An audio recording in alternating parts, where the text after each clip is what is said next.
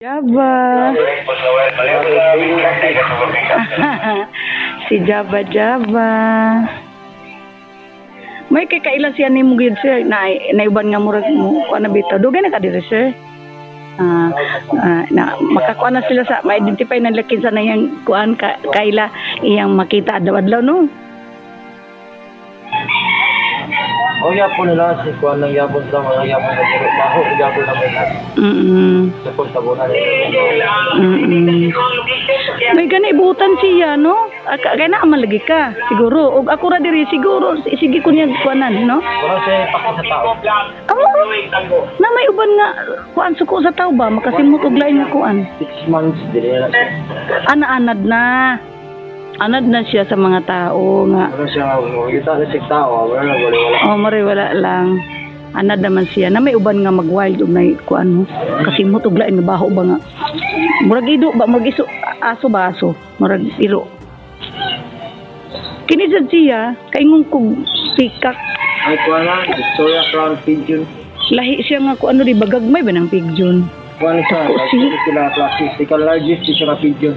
Lagi tanawa ra o naglakaw-lakaw may kay anad sa sila no dili na sila mahadlok sa mga tao no alos ka ng birthday agad magkasiklase na pula para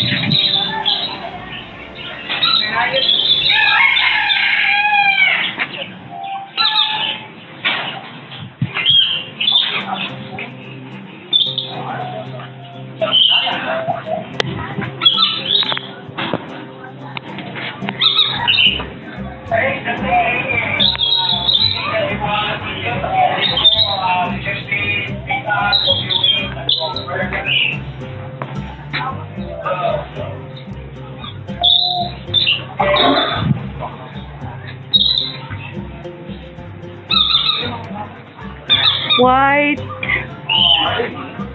Hindi ko alam kung anong pangalan nito. White bird. White bird, white crow. Ay, sila pala yun. Parrot. Parrot. Hello, parrot. Ay, lumilipad sila guys. Hello. Meron pa dito oh.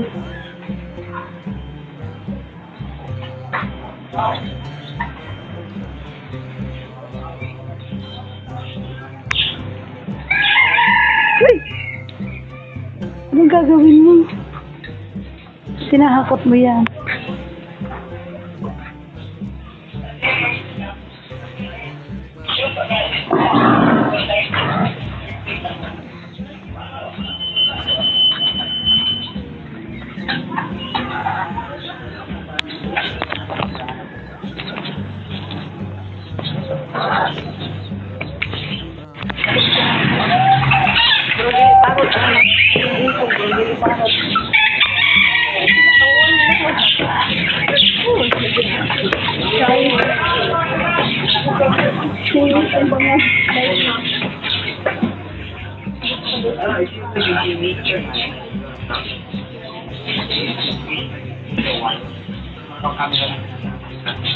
Tupa.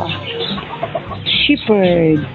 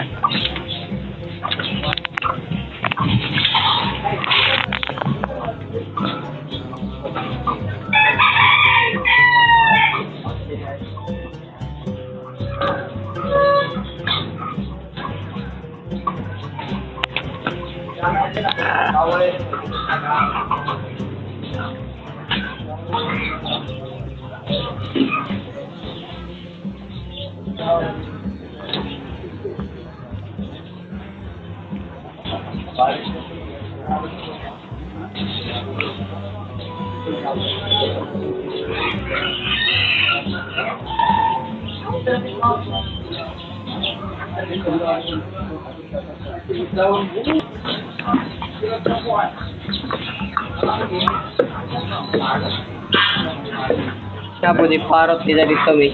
Dito, na-video ko. Mga puti.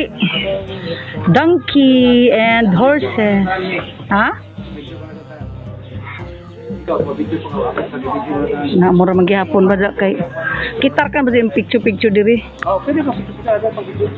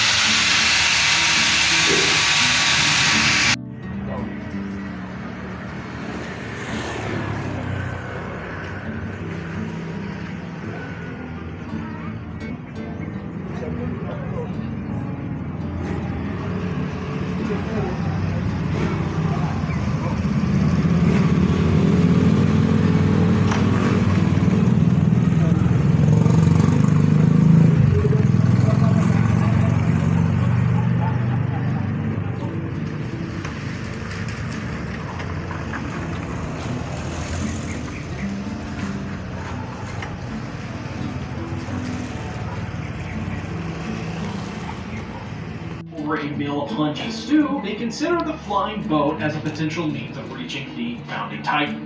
However, they are uncertain of Aaron's exact locations. Yelena asserts that she has no knowledge of his whereabouts, but McGath and Peak reveal that she is a Marleyan who had posed as an Eldian to infiltrate Zeke's group. Yelena forces the group to confront their own actions and motivations for saving the world, including Reiner and Annie's role in Marco's death, which prevented the warrior's exposure. John becomes enraged at Reiner's self-pity and brutally attacks him, but the others intervene. Gabby pleads with John for help in rescuing her family from Marley, but he storms off. The following morning, John returns and apologizes to Gabby before agreeing to join their alliance. However, he admits that he is still unable to forgive Reiner. Peak scouts ahead and discovers that the Jaegerists have taken over the port, with Flock holding Kiyomi Azumabito hostage. As Hanj and McGath observe the occupied port, they notice that the flying boat is still intact, but it is at risk of being destroyed by the Jaegerists at any moment. The massive amount of steam indicates that the Wall Titans have already crossed the sea, so the group needs to act quickly. They realize that the Azumabito engineers are required to service and prepare the boat for flight, but protecting them from the Jaegerists, even by wiping them out, is a dilemma that Connie opposes. Reiner and Annie come to the conclusion that battling their former comrades in the Survey Corps is not the solution. Meanwhile, McGath resorts to torturing Yelena to extract information about Aaron's whereabouts. Yelena agrees to talk Ini siya nagigamit ini kaman wifi. McGath has a change of heart and apologizes to the Tapos Survey mo Corps. pin na ba? Diyan na internet daan siya. He asks them to Nakakonect na overlook lang. the bloodshed Tapos temporarily, kumang but computer man, murag computer mo lagi. refuses, believing No, in smart TV Smart TV siya. man solution. TV siya pero at the same time, kaway selected na mga gamit. Wi-Fi be gapon. ready for at least 12 hours, forcing them to come up with a new plan to save Liberio from the Wall Titans. Kiyomi suggests taking the ship to Ogaya, a Marleyan coastal city where the Azumabito One hangar. However, their escape is hindered by the Jaegerists, who are determined to stop them. Annie and Reiner step up to defend the group by transforming into Titans, while Mikasa, Hange, John, and Connie fight alongside them. Seeing the Titans struggling, Falco musters up the courage to join the fray, while Pete jumps in after delivering Levi, Gabby, Mana, Elena, isa ra ka buok? Poe, Ang pikas? Gabby. Just when it seems like all is lost, Hange spots a train of Jaegerist reinforcements that suddenly explodes and derails, followed by Falco Kadako charging sa mo kuyo the sino chaos anak by kay gagmay ra ang transforming tanaw. into the Titan. Gagmay ra. Locke tries to destroy the ship's hull with Ako a ganahan ng thunder dagka. spear, but is shot down by Gabby. Basta and mo falls putos into na the sa sea. ako kuyo, Falco sakto loses na. control and tries to eat Pete, but Magath manages to extract him from his Titan.